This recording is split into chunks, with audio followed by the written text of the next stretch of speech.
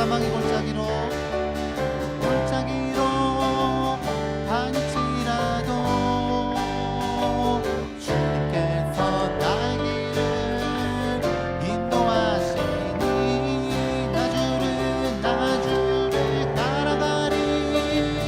언제까지나 주 내 목자, 주는 내 목자, 선하신 목자. 어딜 가든지 주가 우리와 함께 하시네. 주님께서 나의 길을 하시니 나를 따라가리. 언제까지나 주의 선하심과 주의 인자하심이 나를 따르리니 나는 평생도록 주의 집에서 살리.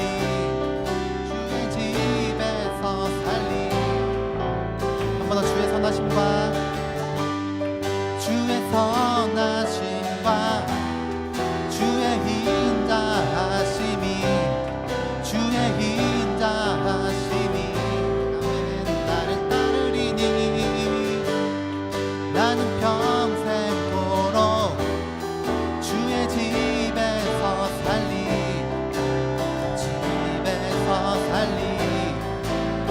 영원토록 주는 나의 목자, 주는 나의 능력, 원수의 목전에서 내게 상을 베푸시는 주는 내 위로자, 주는 피할 바위, 내 영혼의 만족, 길과 진리 생명 되시네.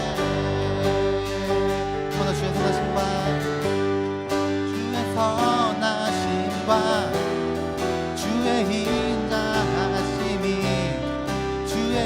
인자하심이 나를 따르리니. 그래서 나는 평생토록 주의 집에서 살리. 아멘.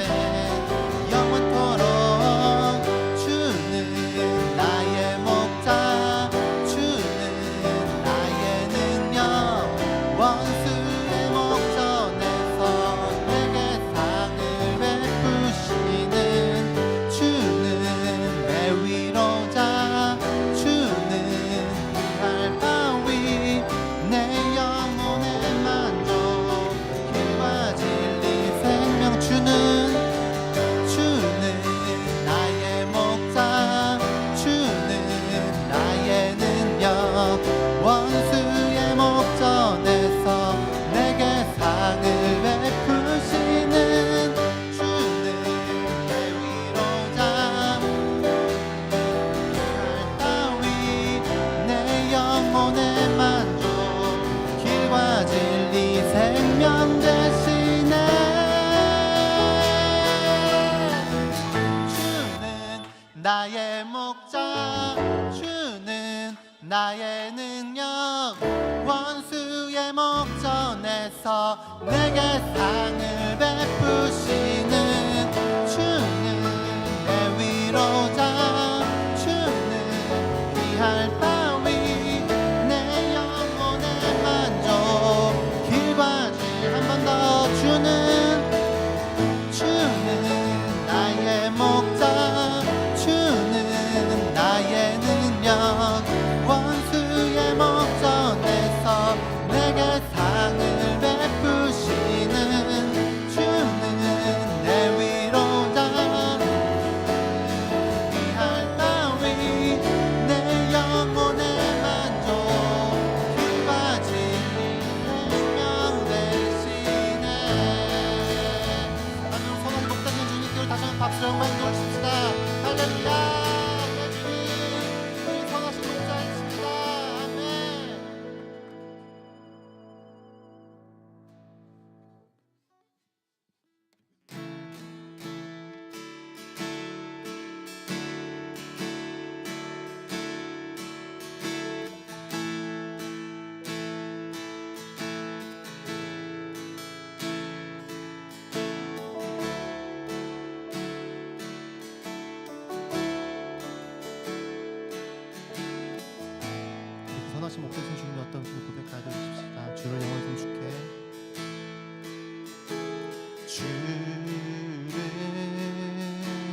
영원히 손줄게.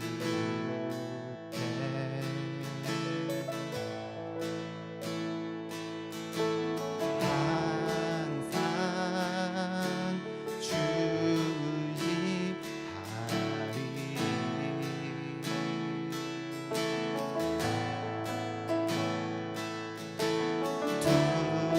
두려움 속에서 날 건지사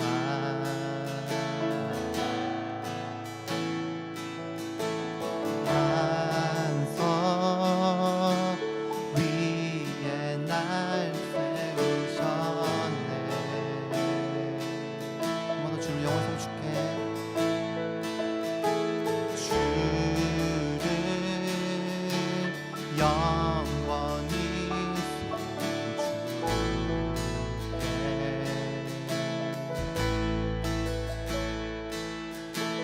항상 주를 지키리.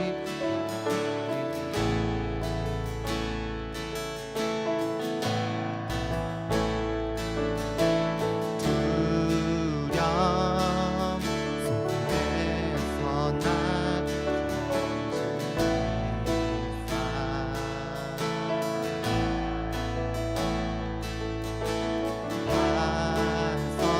반석 위에 날 세우셨네.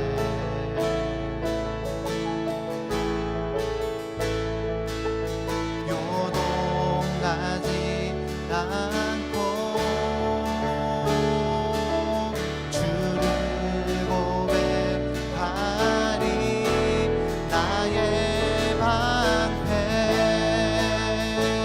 힘과 내 기업 구원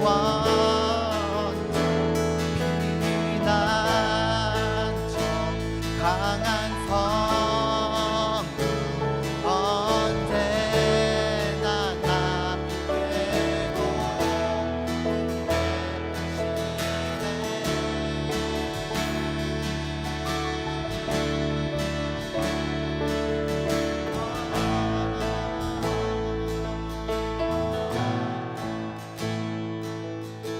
주를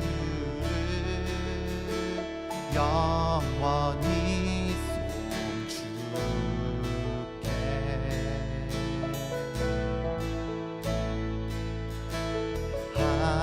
항상 주 의지하리.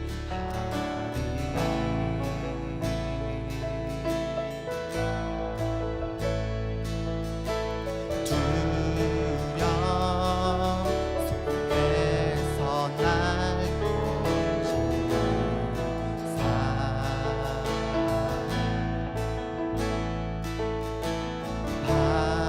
반석 위에 날 세우셨네.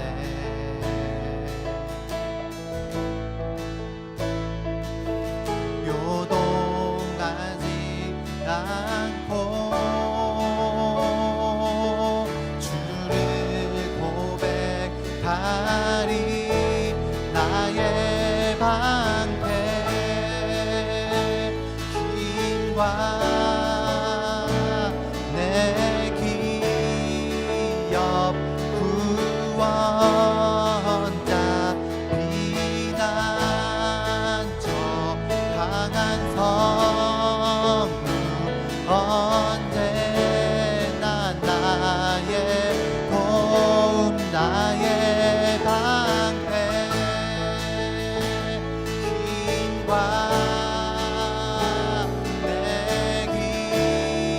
기업 구원자 피난처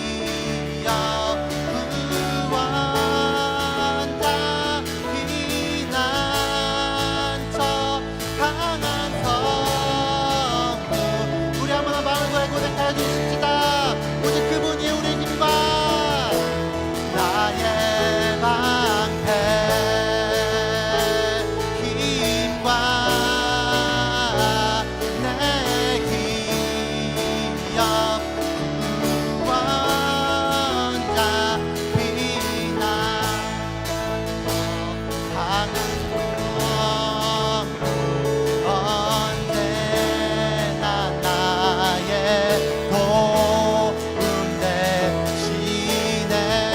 다 주의 크신 높이며 다 주의 크신 이름 높이며 우리에게 행하신 위대한 일 감사하세. 오 주의 신실하신 그 사랑 온 땅과 하늘 위에 계셔 홀로 영원 다 주의 크신 다 주의 크신 이름 높이며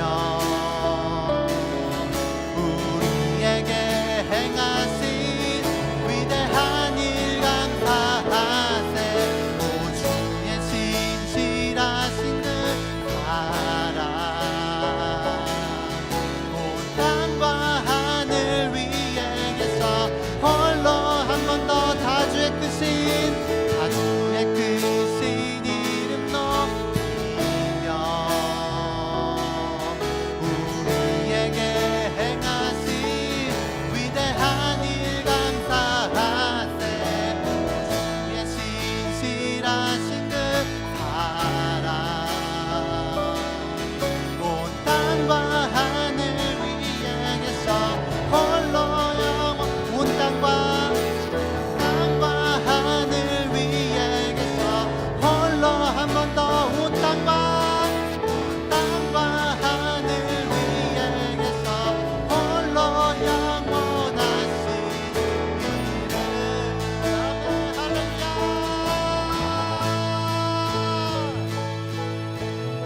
주의 크신 이름 높이며 우리에게 행하신 위대한 일 감사하세. 주의 신실하신 그 사랑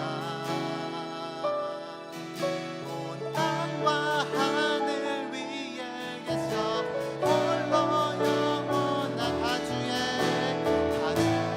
크신 이름 높이며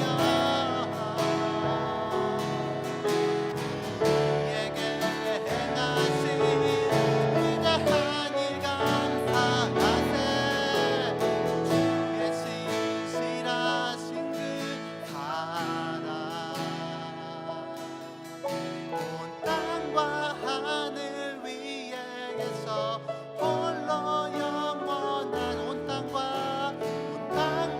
하늘 위에 계셔 홀로 영원 온 땅과 하늘 위에 계셔 홀로 영원하신 이름.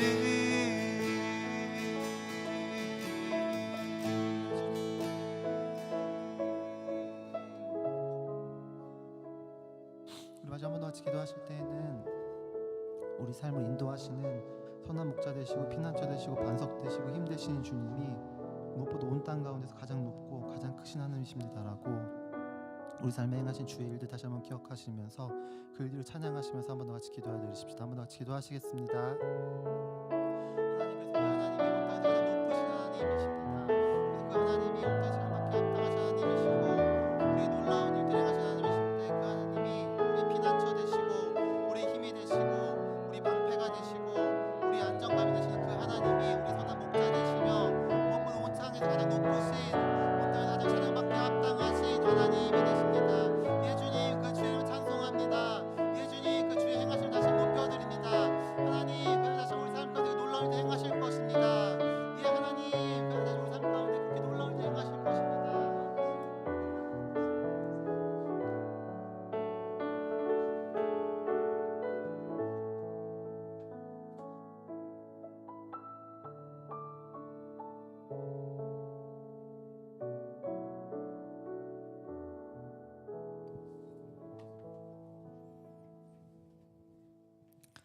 영원하시고 항상 변함없는 사랑으로 우리와 함께 하시는 아버지 하나님, 오늘도 우리의 찬양과 예배를 받으시기에 합당하신 주님께 감사와 영광을 드립니다.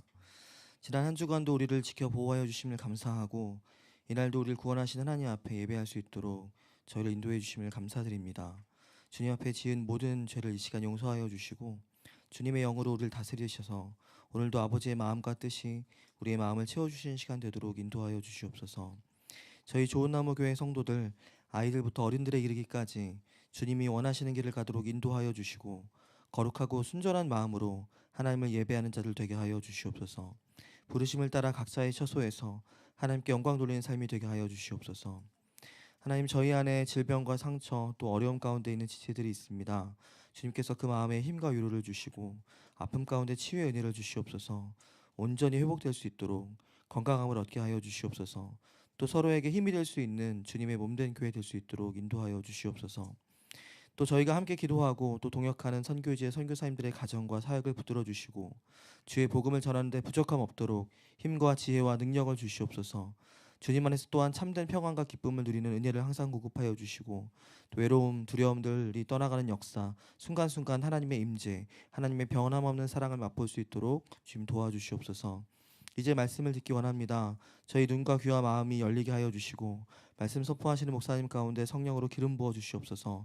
또 목사님 가정 가운데도 늘 평안과 필요들을 채워주시고 함께 교회를 섬기실 때 저희 모두가 주님의 풍성함을 경험할 수 있도록 인도하여 주시옵소서. 이 예배를 주관하시고 오늘도 우리 예배 가운데 말씀하실 하나님을 기대합니다. 거룩하신 예수님의 이름으로 기도드립니다. 아멘.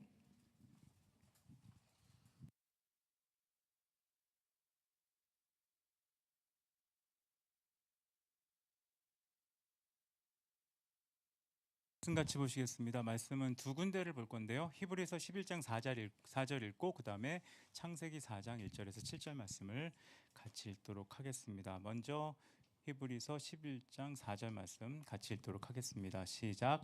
믿음으로 아벨은 가인보다 더 나은 제사를 하나님께 드림으로 의로운 자라 하시는 증거를 얻었으니 하나님이 그 예물에 대하여 증언하심이라. 그가 죽었으나 그 믿음으로써 지금도 말하느니라. 창세기 4장 말씀을 또 보도록 하겠습니다. 1절부터 읽겠습니다. 시작. 아담이 그의 아내 하와 동침함에 하와가 임신하여 가인을 낳고 이르되 내가 여호와로 말미암아 등남하였다 하니라. 그가 또 가인의 아우 아벨을 낳았는데 아벨은 양치는 자였고 가인은 농사하는 자였더라. 세월이 지난 후에 가인은 땅의 소산으로 제물을 삼아 여호와께 드렸고 아벨은 자기도 양의 첫 새끼와 그 기름으로 드렸더니 여호와께서 아벨과 그의 제물을 받으셨으나 가인과 그의 제물을 받지 아니하였으냐. 가인이 몹시 분하여 안색이 변하니 여호와께서 가인에게 이르시되 내가 분하여 함은 어찌 됨이냐. 안색이 변함은 어찌 됨이냐. 내가 선을 행하면 어찌 낯을 들지 못하겠느냐. 선을 행하지 아니하면 죄가 문에 엎드려 있느니라. 죄가 너를 원하나 너는 죄를 다스릴지니라. 아멘. 방금 읽은 말씀에 믿음이라는 것과 이제 제사라고 하는 것이 나와 있는 구절 두 개를 찾아봤습니다. 예배에 대한 얘기와 제사에 대한 얘기, 또 믿음에 대한 얘기를 잠깐 살펴보려고 합니다. 창세기 말씀을 보면 그 아담의 아이, 자녀 두 명의 이야기가 나옵니다. 그 가인도 제사를 드렸고 아벨도 제사를 드렸는데 하나님이 아벨의 제사만 받으시고 가인의 제사를 받지 않은 것이 오늘 읽은 본문에 기록되어 있습니다. 제사를 드렸다라는 말, 여기서 제물을 드렸다 혹은 제사를 드렸다는 말은 우리는 보통 생각하기를 드리는 사람은 어떻든 상관없이 제사는 제사고 제물은 제물이라고 생각하는 생각이 우리 안에 좀 있는 것 같습니다. 근데 성경을 보면 성경의 제물을 표현할 때 누구의 제물이라는 말을 사용합니다. 누구의 제물이라는 말을 사용한다는 것은 제물 자체가 중요한 게 아니라 그 제물을 드린 사람이 어떤 사람이냐, 그것이 제물의 핵심적인 역할을 한다는 겁니다. 그래서 뒤에 보면 지금은 받으셨다고 되어 있는데 옛날 번역은 어쩌면 우리가 더 익숙한 단어를 쓰거든요. 연락했다는 단어를 쓰는데 연락했다는 단어의 뜻은 주목했다, 쳐다봤다는 뜻입니다. 이걸 그대로 해석을 하면 하나님은 아벨의 제물은 쳐다보셨고 가인의 제물은 쳐다도 안 보셨다는 뜻이거든요. 그러니까 하나님이 어떤 제물은 쳐다보고 어떤 제물은 쳐다보지 않는가. 과거의 한때 해석은 이렇게 해석을 했습니다. 아벨은 양을 잡아 희생 제물을 드렸고 가인은 그냥 곡식을 드렸기 때문에 하나님은 희생 제물을 중요하게 여기셨다라고 해서 뭘 드렸냐의 핵심을 가진 해석이 잠깐 있었습니다. 근데 성경 전체의 내용은 무엇을 드렸냐보다 더 중요하게 여기는 게 있거든요. 누가 왜 드렸냐를 더 중요하게 여깁니다.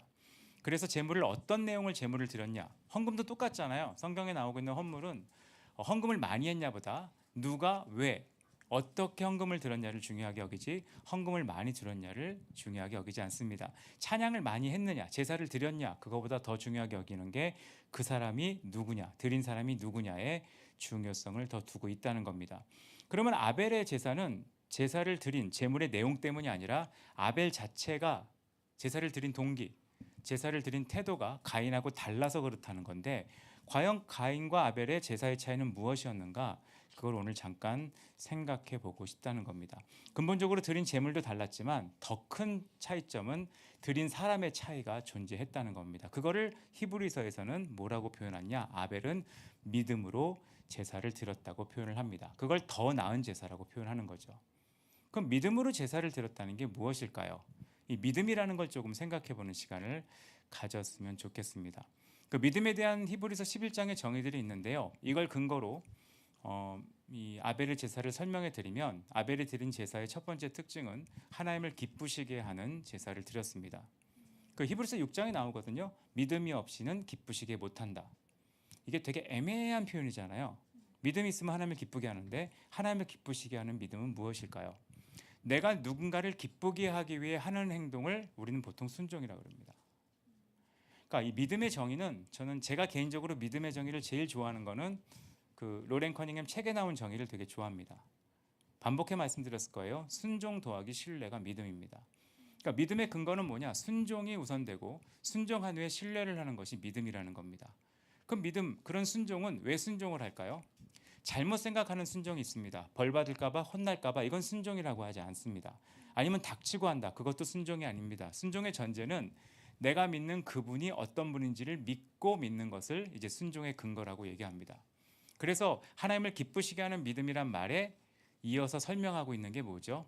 믿음이 없이는 하나님을 기쁘시게 못하는데, 믿음 있는 사람은 어떤 특징이 있냐? 하나님이 계신 것과 자기를 찾는 이에게 상 주는 이심을 믿는 것, 하나님이 어떤 분인 걸 믿는 것, 그분이 선함을 믿는 것, 그분의 뜻이 옳다는 걸 믿는 것, 그분의 뜻이 절대로 우리에게 나쁜 것을 하지 않는다는 걸 믿는 것, 그 믿음을 갖고 순종하기를 결정하는 것이 성경에서는 믿음이라고 하는 겁니다. 근데 그 이 믿음의 반대 태도가 있습니다. 그걸 우린 보통 의심이라고 얘기를 합니다. 오늘 아마 가스펠 프로젝트에서 의심에 대한 얘기를 나눌 텐데, 도마가 의심을 했습니다. 도마의 의심은 굉장히 비슷하게 보이는 것이 사도행전에 나오는데, 베레아 사람들이 상고한 겁니다. 말씀이 정말 그러한가 상고한 거와 도마가 물어본 거의 차이점이 무엇이 있는가, 그거를 조금 생각해 보면 아마 순종과 연결되는 의문, 질문들이 뭔지를 생각해 볼 수 있다고 생각합니다. 대부분의 사람들이 신앙에 대한 질문을 하거든요. 저도 사역을 하다 보면 되게 많은 질문을 하고, 그 질문에 특화된 성도들이 있습니다. 하루 종일 질문하는 사람이 있어요.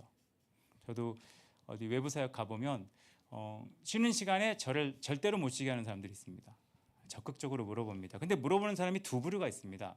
첫 번째 부류는 내가 하나님의 뜻을 더 알아, 더 순종하고 싶어서 물어보는 사람이 있고요. 두 번째는 하나님의 뜻을 알고 싶어서가 아니라 내 생각이 옳다는 걸 확인받거나 내가 판단하기 위한 자료를 많이 달라는 질문을 하는 경우가 있습니다.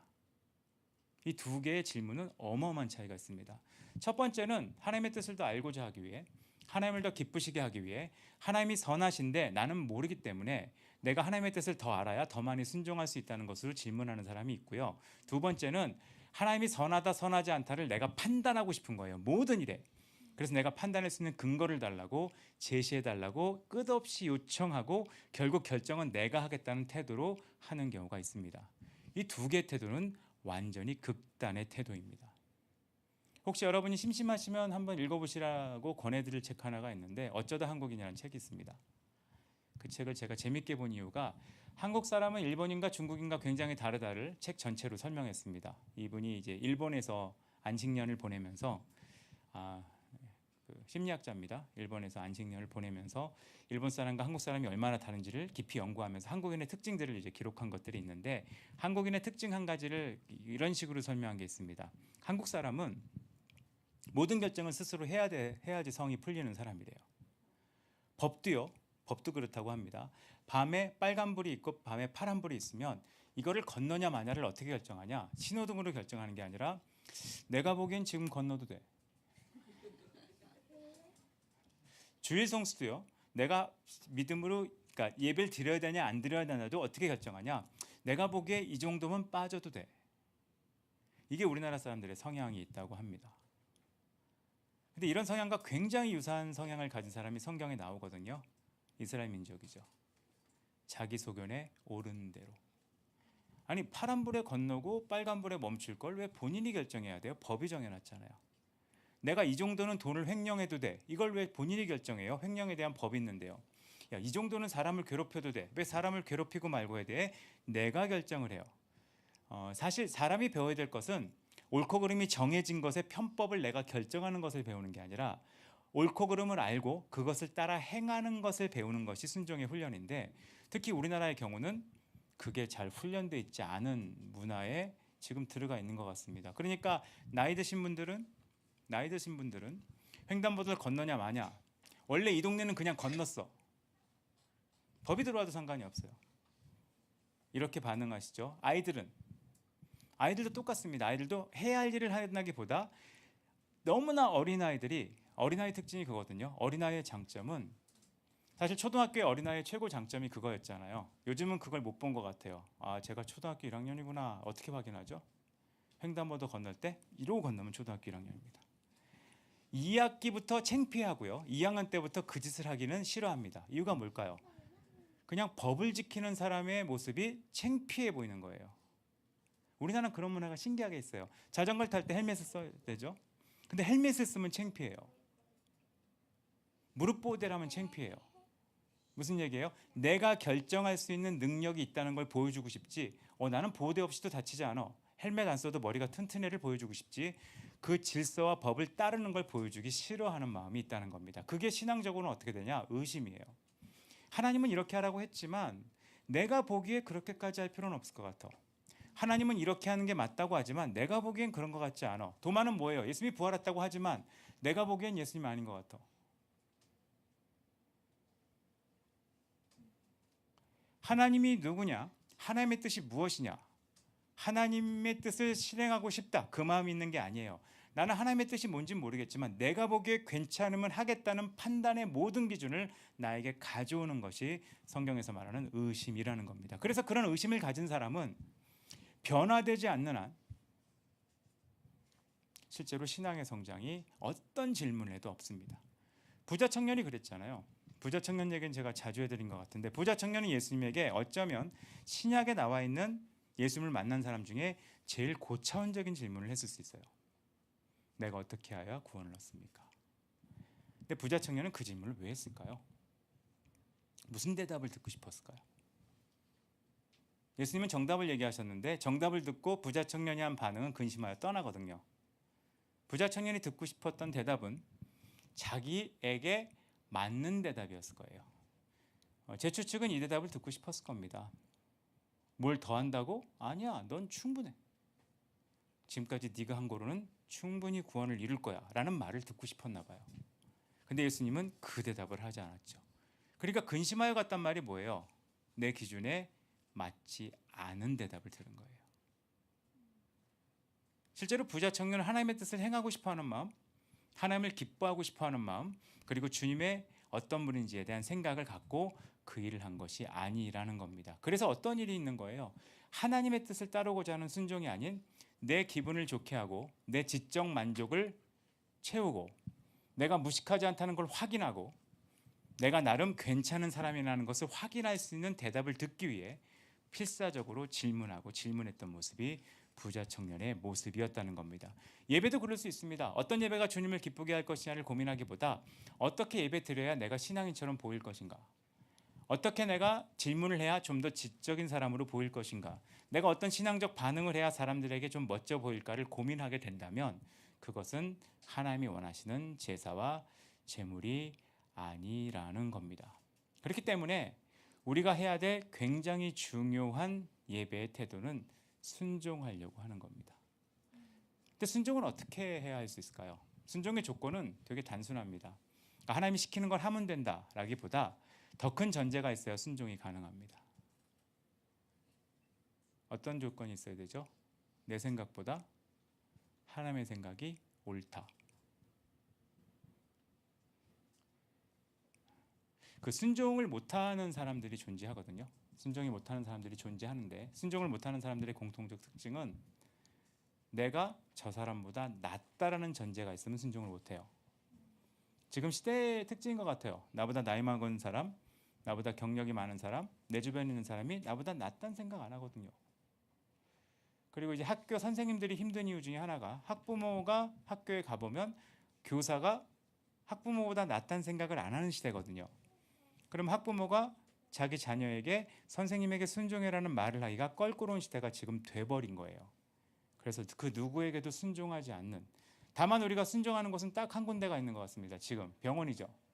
병원에 가면 의사의 말에 순종합니다. 이유는 나는 의사가 아니고 지금 내 상황을 내가 고칠 수 있는 능력이 없고 나는 내 병이나 내 어려움에 대한 처리 능력이 하나도 없기 때문에 안 따르지 못합니다. 근데 그 와중에 민간요법이나 이런 것에 확신이 있는 사람들은 의사의 말을 듣지 않습니다. 이유는 저 사람의 말은 틀렸다고 확신이 있고 저 사람은 모든 것이 내게 돈을 뜯어내기 위한 처방이라고 생각하고 나는 내가 옳은 것을 내가 선택해서 결과를 내겠다는 의지가 있으면 그것도 순종하지 않습니다. 순종의 가장 큰 전제는 하나님을 신뢰하는 거예요. 하나님을 진짜 믿는 거예요. 하나님이 옳고 그분의 말은 다 맞다는 걸 믿는 것을 얘기합니다. 아벨의 제사는 그런 제사였다는 겁니다. 그렇게 보면 히브리서 11장에 나오는 사람들의 삶은 믿음으로 별 볼 일 없던 사람들이에요. 믿음으로 뭔가 많은 걸 얻은 사람들은 아니에요. 믿음으로 대박이 난 사람들은 아니에요. 근데 이들은 어떻게 믿음의 순종의 삶을 살았는가? 하나님을 그렇게 믿은 겁니다. 어쩌면 우리는 그런 걸 해볼 필요가 있어요. 신앙에 있어서 맹종과 다른 겁니다. 맹종은 뇌를 쓰지 않는 겁니다. 뇌를 쓰지 않는 게 맹종이거든요. 그냥 하는 겁니다. 근데 순종은 뇌를 쓰지 않는 게 아니라 내 욕심을 쓰지 않는 거예요. 그리고 내 교만을 사용하지 않는 거예요. 하나님이 하라 그러면 그냥 하는 거. 하나님이 하는 게 맞다 그러면 그냥 하는 거. 옳다 그러면 그냥 하는 거. 실제로 옛날에 선교단체나 교회에서는 이 훈련을 한 거예요. 왜 훈련을 시켰을까요? 눈에 보이는 작은 질서에도 순종하는 법을 배워야 진짜 내가 생각하기에 어려운 하나님의 뜻에 순종할 수 있거든요. 우린 기적을 바라거든요. 아주 사소한 법규도 어기는 사람이 주님의 뜻에 순종할 거라는 꿈을 꿔요. 그런 일은 없을 겁니다. 오늘 묵상해 보신 분 알잖아요. 예후가 바알을 없앴죠. 근데 금송아지 못 없애요. 왜 못 없앴을까요? 금송아지가 본인에게 주는 이익이 바알보다 컸을 겁니다.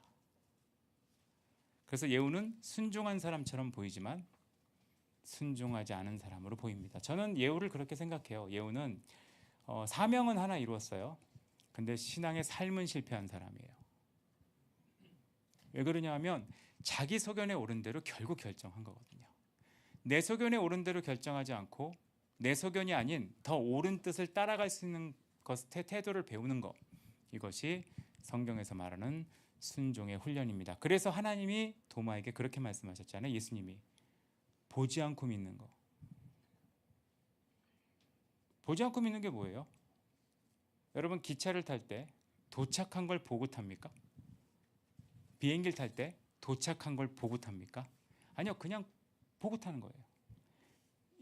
가는 경로만 보고 시간만 보고 타지 않습니까? 도착했다는 걸 확인해 보지 않았는데 비행기를 믿고 타고, 도착한 거를 확인해 보지 않았는데 지하철을 타고, 도착한 거를 확인해 보지 않았는데 버스를 탈 수 있는 믿음은 아주 간단한 믿음이에요. 이 차는 반드시 거기까지 갈 거라는 믿음이에요. 그거는 뭘 신뢰하는 거죠? 교통법규, 교통체계, 교통 시스템을 신뢰하는 거거든요. 그 순종만큼의 순종이에요.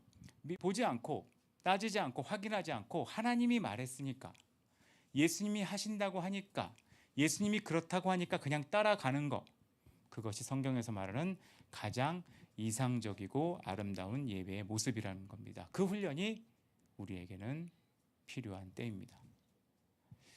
저도 전 7월 8월 사역이 많은데 사역을 다니면서 어디 가보면 되게 분위기가 좋은 이제 사역을 만나게 됩니다. 그러면 그 사역의 분위기가 왜 좋을까?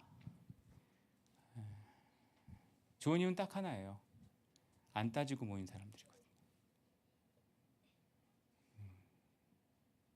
물어보거든요. 왜 이 일을 섬기십니까? 하나님이 섬기라고 해서 섬깁니다. 이거 섬기면 좀 시간이 부족하지 않으십니까? 상관없습니다. 하나님이 하라고 해서 하는 겁니다. 따로 하고 싶은 일이 있을 텐데 이걸 왜 하십니까? 그랬더니 하고 싶은 건 많지만 이게 더 소중해서 하는 겁니다. 이런 사람들이 있는 곳은 그분들의 섬김이 뭐 거창하겠습니까? 그분들이 하는 일이 뭐 위대하겠습니까? 그렇지 않거든요. 근데 그 드리는 재물이나 시간이 별거 없지만 그 드린 사람이 달랐기 때문에 하나님이 지켜보는 사역이 돼요. 삶도 그렇습니다. 이 삶이 세상에서 거창하지 않고 우리 삶이 화려하지 않다 하더라도 하나님이 지켜보는 삶이 있어요. 그게 연랍이라고 하는 말의 뜻이라고 말씀드렸죠. 그 지켜보는 삶이 성경에 기록되어 있는데 그 사람들이 어떤 삶을 산 거죠?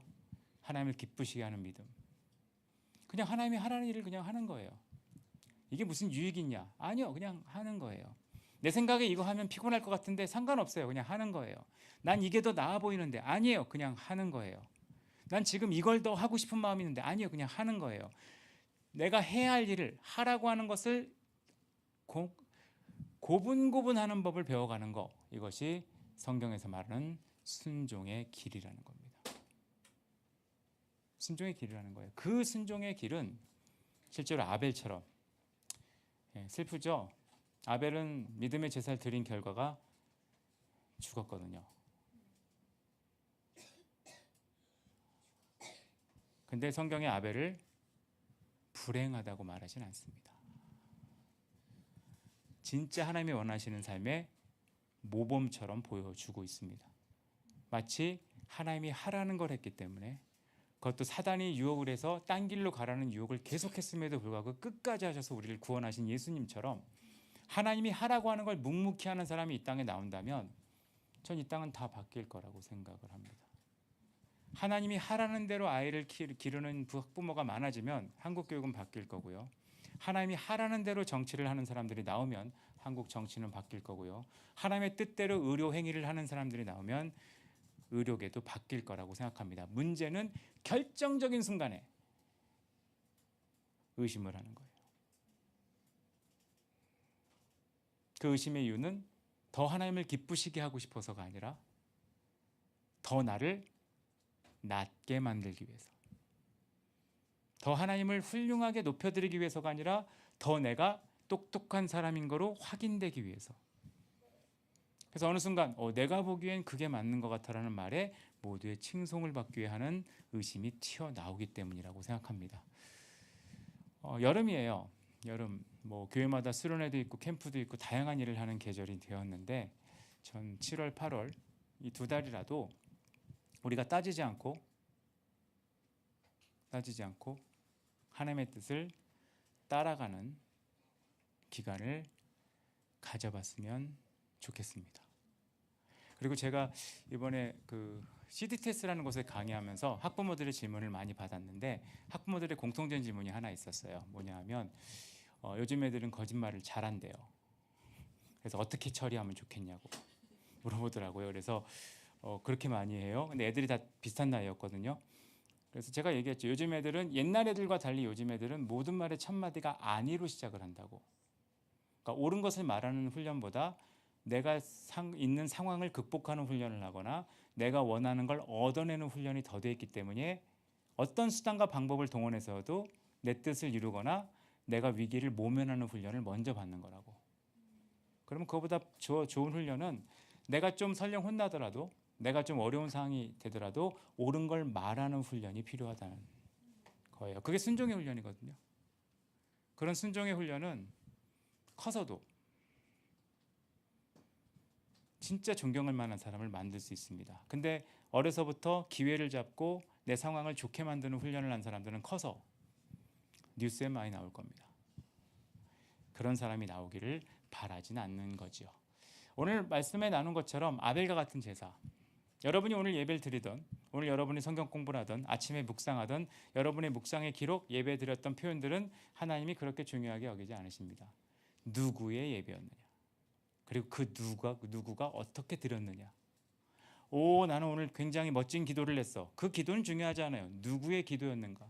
그리고 그 기도가 믿음으로 했느냐? 하나님은 그걸 지켜보시는데, 기왕 우리가 하나님을 믿고 사는데 하나님이 쳐다볼 수 있는, 하나님이 주목해 보시는, 하나님이 바라볼 수 있는 예배와 신앙의 삶을 살 수 있다면 훨씬 좋을 것 같습니다.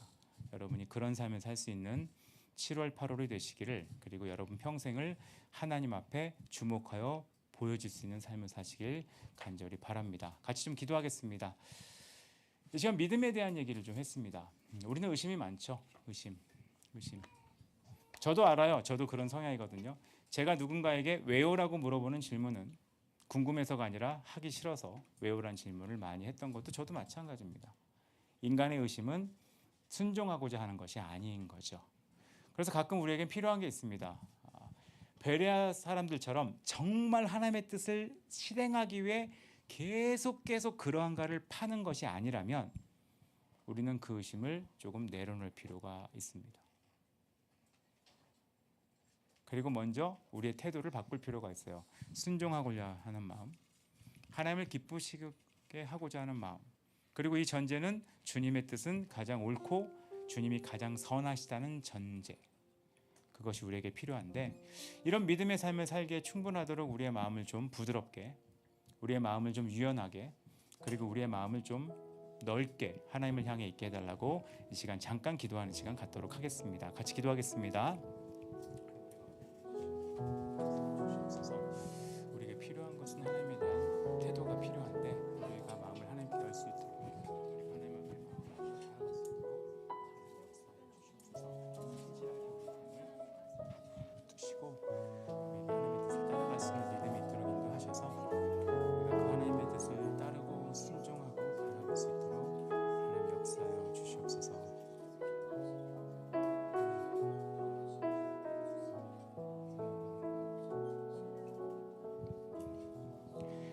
하나님, 아벨의 제사를 잠깐 봤습니다. 아벨은 믿음으로 제사를 드렸습니다. 이 믿음의 제사는 하나님께 순종하는 제사였고, 하나님을 기쁘시게 하기 위해 기꺼이 주님의 뜻을 따르기로 결정한, 그리고 하나님이 어떤 분인지를 알고 드렸던 예배인 것을 잠깐 나눴습니다. 가끔 우리는 주님의 뜻을 따르기 싫어서 질문하고 의심을 갖고 의문을 갖고, 내 생각엔 이게 더 나은데, 내 생각엔 이게 더 합리적인데, 내 생각엔 이걸 더 하고 싶은데, 내 생각엔 이게 더 효과적인데라고 주님의 뜻을 가로막고 사사기의 이스라엘 백성처럼 내 소견에 옳은 대로 행하는 우리의 모습을 자주 발견하게 됩니다. 그때 하나님은 우리의 삶을 주목하여 보지 못하시는 것을 성경을 통해 잠깐 봤습니다. 하나님, 주님이 연락할 수 있는, 주님이 주목하여 바라볼 수 있는 그런 삶, 주님이 인정할 수 있는 삶, 그런 삶을 살고 싶은데 우리에게 순종의 마음을 허락하여 주시옵소서. 내가 나이를 먹고 경력을 갖고 있어서 내 생각이 옳다고 생각하는 그 모든 것들을 주님 앞에 내려놓을 수 있도록, 하나님이 가장 선하시고 가장 옳은 것을 제시하고 계시다는 것을 믿을 수 있도록, 설령 제사를 드린 후에 죽은 아벨의 삶처럼 어쩌면 내 선택이 손해와 어려움을 겪게 한다 하더라도 하나님의 뜻을 따르고 주님의 뜻에 순종할 수 있는 믿음이 우리 가운데 있을 수 있게 역사하여 주시옵소서. 그래서 한 명, 이 아벨의 희생이 결국 예수님의 희생을 바라보게 하고, 예수님의 그 희생이 우리를 구원한 것처럼 우리 한 명 한 명의 그 믿음의 선택이 세상을 흔들 수 있는 주님의 도구가 되게 역사하여 주시옵소서. 우리에게 그 일을 행하시길 소망하고 예수 그리스도 이름으로 기도드렸습니다. 아멘. 세상은 들리고 사람들은 변하여도 나는 주를 섬기리. 주님의 사랑은 영원히 변하지 않네. 나는 주를 신뢰해. 이번에 믿음은 들리고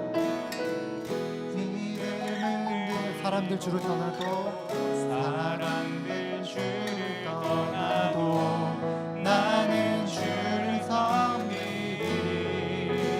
주님의 나라는 주님의 나라 영원히 쇠하지 않네. 영원히 쇠하지 않네. 나는 주를 신뢰해. 오직 믿음으로, 오직 믿음으로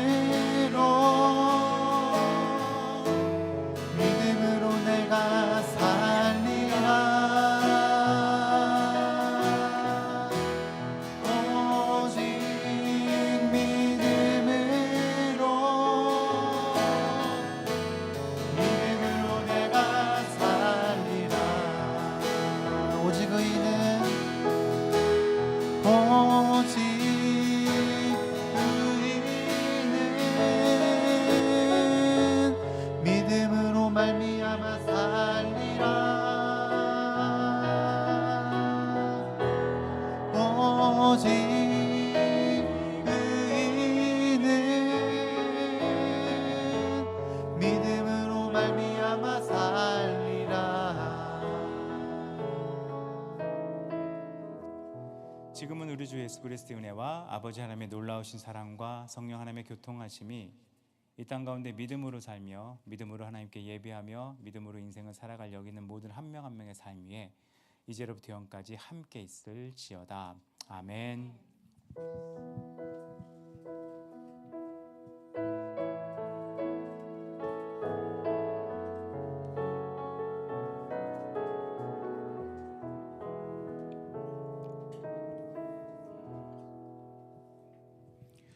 예, 간단한 광고는 그 GTT 학생들 유스 캠프 가고 저희 교회 수련회 있다는 걸 기억하시면 좋을 것 같고요. 그 이번 주 중에 그 저희 교회에서 후원하는 김성길 목사님 가정은 캄보디아로 돌아가십니다. 그리고 저희 교회 지금 계속 예배 함께 참석하는